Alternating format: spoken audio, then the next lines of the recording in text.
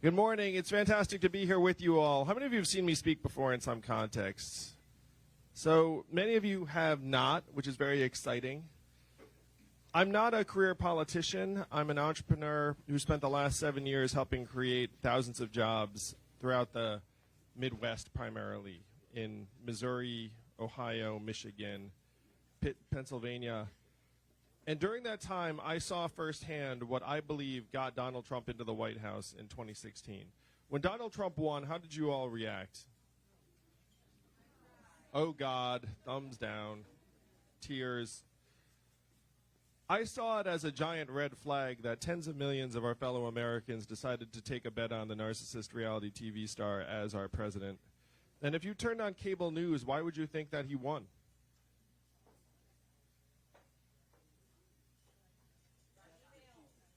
Russia, Hillary, Facebook, social media, media in general, emails. But I'm a numbers guy, you can tell by the math lapel pin. And I found in the numbers a very clear and direct explanation that we blasted away 4 million manufacturing jobs over the last number of years. And where were those jobs primarily? Michigan, Ohio, Pennsylvania, Wisconsin, Missouri, and 40,000 right here in Iowa. That's why Trump won this state by 8 points. I have been to those manufacturing towns, and when the plant closes, the shopping center closes, people start to leave, the school shrinks, and that community never recovers. That is the pattern I saw play out in Ohio, in Michigan, in Missouri, and right here in Iowa.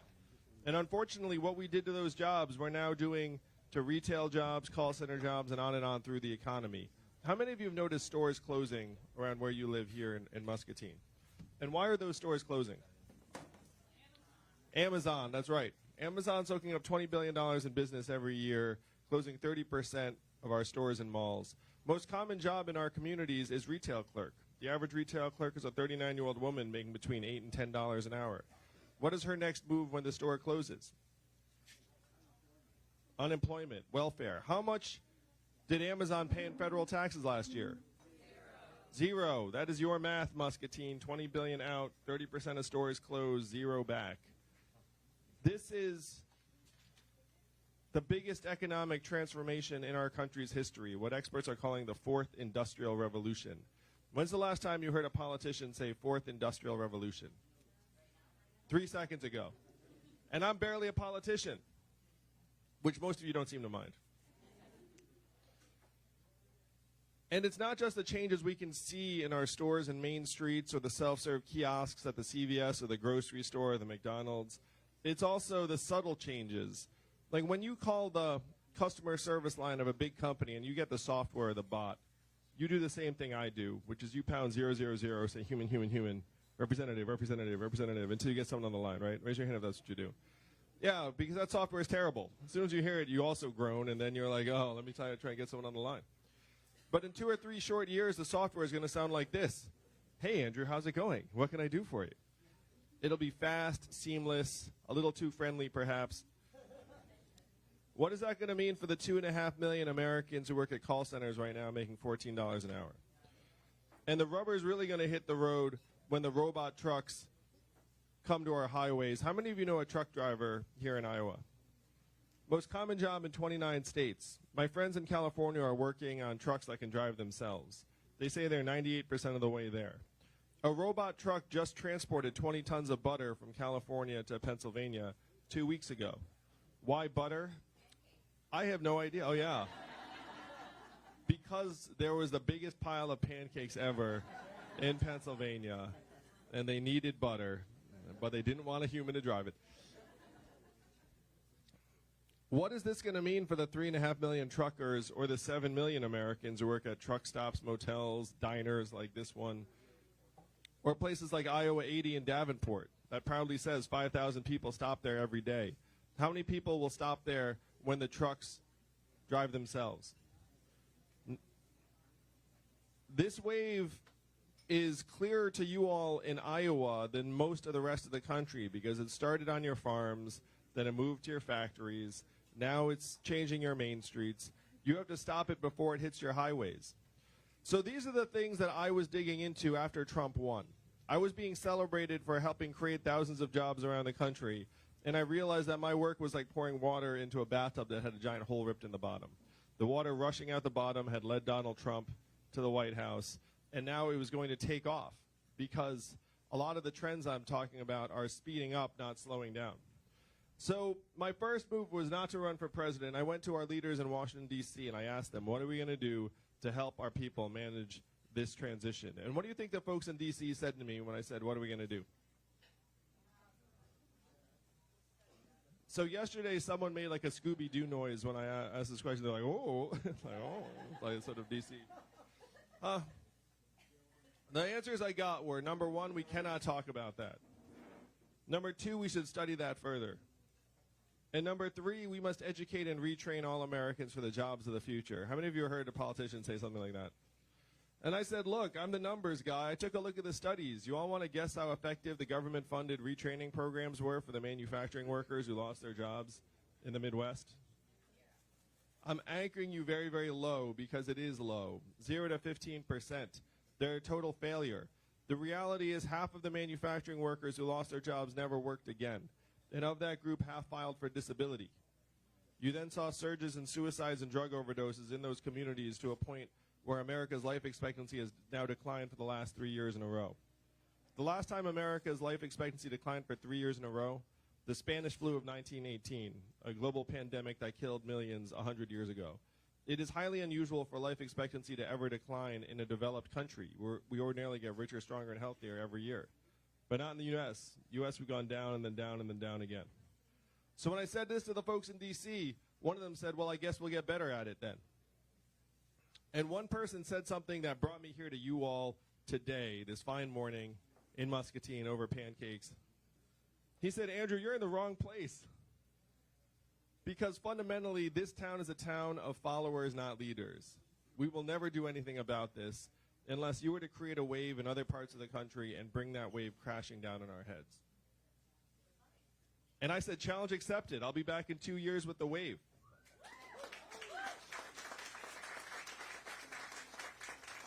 And that was 2 years ago. Today, I stand before you, fifth in the polls to become the Democratic nominee and rising fast.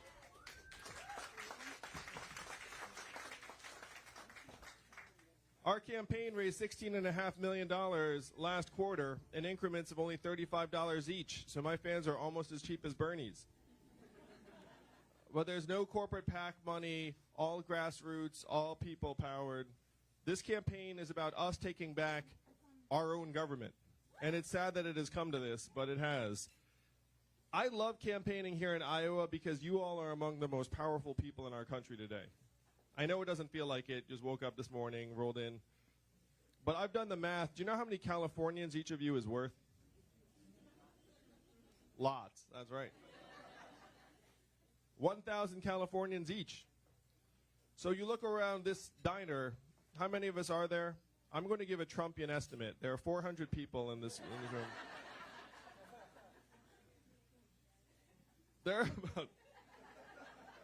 There are about 50 people here, which would still be more than one football stadium full of Californians. That's the power you all have. You have power that the rest of the country can only look on from afar. It's the power they dream about. The power to flush the pipes of our government clean of the lobbyist cash that's overrun the place. So that is your power. And the question is, how are you going to use it in 28 short days? Oh, well, thank you, Danny. I appreciate you. I appreciate it. Now, if you're here this morning, at some point you heard that there's a man running for president who wants to give everyone $1,000 a month. And I know the first time you heard that, it sounded like a gimmick, too good to be true, wasn't feasible. But this is not my idea, and it's not a new idea. Thomas Paine was for it at the founding of the country. He called it the citizen's dividend for all Americans. Martin Luther King, whose son I met with in Atlanta, was fighting for this when he was killed in 1968, the guaranteed minimum income for all Americans. It was so mainstream in the 60s that 1,000 economists, including Milton Friedman, one of the fathers of modern-day economic thought, endorsed this plan It passed the U.S. House of Representatives twice in 1971, and then 11 years later, one state passed a dividend where now everyone in that state gets between $1,000 and $2,000 a year, no questions asked. And what state is that? Alaska. And how does Alaska pay for it? Oil. And what is the oil of the 21st century? Data, technology, AI, self-driving cars and trucks. A study just came out that said that our data is now worth more than oil. How many of you saw that study? How many of you got that data check in the mail last month? If our data is now worth tens of billions of dollars a year, who's getting the money? Amazon, Facebook, Google, Apple, the mega tech companies that are paying zero or near zero in taxes. Do you see the game, Muscatine? Do you see why it feels like things are getting worse, not better, that you feel like you're getting depleted or sucked dry? Because you are. The biggest winners in our economy today are paying zero into the system and laughing all the way to the bank. You are the only people in the country who can change it. Again, most powerful people in the country right here this morning. Now, this vision of a trickle-up economy from our people, families, and communities up, you can make happen just like this. If we take our fair share, tiny sliver of every Amazon sale, every Google search, every Facebook ad, eventually every robot truck mile and AI work unit, we can easily afford $1,000 a month for every American, particularly because the money doesn't disappear in your hands. Where will you actually spend it after you get it? How much of it will stay right here in Iowa? Not all of it, most of it. You might get your own Netflix password. A little bit of it would float up to the cloud. But most of it would stay right here in Muscatine. It would go to car repairs you've been putting off, and daycare expenses, and Little League signups, and local nonprofits, maybe even Democratic Party dues, make Kelsey's life a little easier. This is what the trickle-up economy would look like. Make us stronger, healthier, mentally healthier, less stressed out. Our kids would have a real foundation for the future. The reason why Trump won is this. If you were born in the 1940s in the United States of America, first, congratulations, because that's pretty good. But if you were born in the 1940s in this country, there was a 93% chance that you were going to do better than your parents. That's the American dream that so many of us enjoyed. That's what brought my family here to this country. If you were born in the 1990s in this country, you were down to a 50-50 shot, and it's declining fast. Raise your hand if you're a parent like me. So if you're a parent, you've had this thought. You've thought, why does it seem like my kid's future is so less secure and stable than the lives that even I led a generation ago? It's because you're right. The numbers paint the picture very clearly. We are leaving our kids a future that is darker than they deserve, and you alone can change it. I'm not running for president because I dreamt about being president. That was not the conversation in the Yang household growing up. Genuinely was not. I'm running for president because, like so many of you here this morning, I'm a parent and a patriot. I have seen the future that lies ahead for our kids, and they deserve better. Now, we're getting beaten over the head all the time by these economic measurements that are saying things are great. Things are great. You know what I'm talking about? Saying like GDP, record high. Corporate profits, record high. You know what else are at record highs in the United States of America? Financial insecurity, stress, anxiety, depression, student loan indebtedness, suicides, drug overdoses, all at record highs in the United States right now. You know what are at record lows? Starting a business, getting married, having kids. Any act of sustained optimism you can find in American life is at record lows. But corporate profits are up. If corporate profits are at record highs and our people are dying sooner, which do you listen to? The people. That's pretty obvious. But you know what D.C. is listening to? D.C. can't even see the people. D.C. can see the corporate profits very clearly. D.C. is the richest city in our country today. Think about that. What do they produce? Whatever they're producing, business is good for them. They succeed whether we succeed or fail. Donald Trump wanted to drain the swamp. I want to distribute the swamp. Now, what do I mean by distribute the swamp? Why on earth are you hiring tens, hundreds of thousands of people in the most expensive city in our country? Imagine moving those people and jobs to Michigan, Ohio, Iowa, Florida, pretty much anywhere else in the country. You would save billions of dollars because the cost would be lower. And I would say that they would make better decisions because they live someplace normal and not the bizarre DC bubble. We have to stop measuring our economy through GDP and corporate profits. Even the inventor of GDP said 100 years ago, this is a terrible measurement for national well-being and we should never use it as that. And here we are riding it off a cliff 100 years later. Does that make sense to anybody? Robot trucks will be great for GDP and corporate profits. They'll be terrible for us.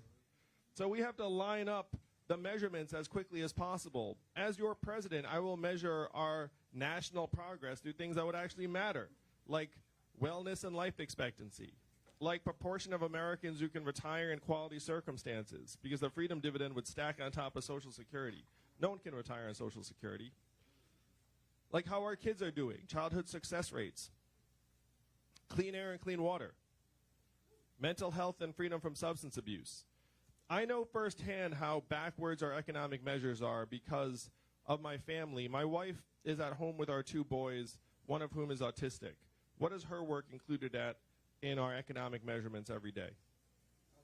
Zero. And you know that's nonsense, that her work is among the most important and challenging work that anyone will ever do. And it's not just her and stay-at-home parents around the country. It's caregivers like Kyle, who's taking care of his mom. It's nurturers, it's volunteers, it's activists, it's coaches, it's mentors, it's artists now 99% of the time because, you know, artists can't generate enough money to actually make a living out their art 99% of the time. It's journalists increasingly. We have put 2,000 local papers out of business because all their advertising floated up to the internet. How can you have a functioning democracy if people can't get information about what's going on in their town? These are the things that we claim to value most highly. The things that we're supposed to prize, like our loved ones, our community, helping people. But the market is zeroing them out one by one. This is what you all have to change in 4 weeks. Right now, our fellow citizens have gotten confused that economic value and human value are the same things.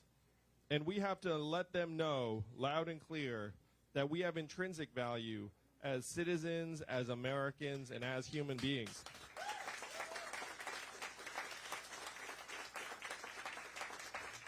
I know what my son is worth. I don't care what the market says. We have to help people regardless of whether the market thinks that, you know, that their time has the value that it might have at a certain point. You can't turn to thousands of coal miners and say, learn to code. That's not a real solution. The only reason you would even propose that is if you also had internalized the fact that economic value and human value were the same things. You know what I mean? Like, we all have intrinsic value. We're the owners of this country. The machine works for us. It's not that we all have to plug into the machine. That's one of the reasons why the slogan is humanity first. Maybe the first time you heard it, it was like, oh, be nice to each other. No. It's that our economy has to work for us instead of all us being subject to it.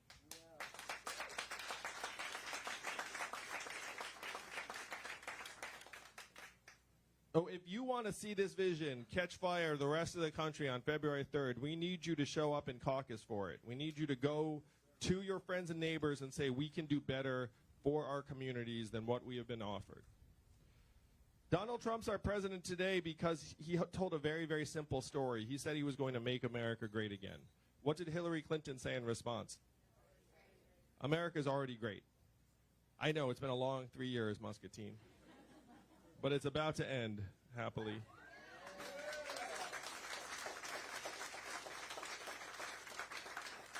That response was not right because we need to acknowledge the depth and severity and reality of the problems in our communities. The suffering is real. But we need solutions that will actually move our country forward. What were Donald Trump's solutions? Build a wall, turn the clock back, bring the old jobs back. You know we have to do the opposite of these things. We have to turn the clock forward. We have to accelerate our economy and society to rise to the real challenges of this time. We have to evolve in the way we think about ourselves and our work and our value. And I am the ideal candidate for this Muscatine because the opposite of Donald Trump is an Asian man who likes math. Thank you very much. Thank you. You may not know it, but math is an acronym, and what does it stand for? Make America think harder. That's right. That's your job in 4 weeks, to move this country not left, not right, but forward. And I know that's just where you're going to lead us. Thank you.